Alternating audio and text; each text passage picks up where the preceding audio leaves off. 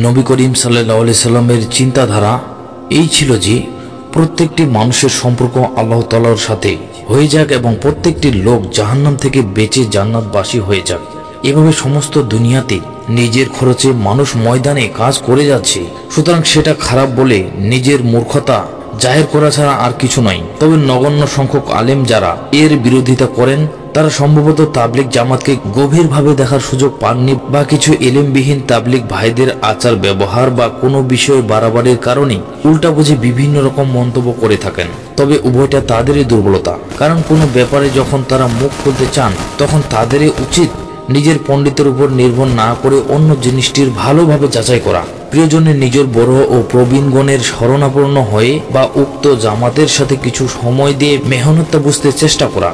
শুধু নিজের পুঁজি দিয়ে সকল ক্ষেত্রে সবকিছু সমাধান করা সম্ভব না হওয়াটাই স্বাভাবিক। কোরআনে কারীমে ইরশাদ হয়েছে, তোমাদেরকে যে ইলম ও জ্ঞান দেওয়া হয়েছে তা খুবই নগণ্য। সূরা বনী ইসরাইল আয়াত 85।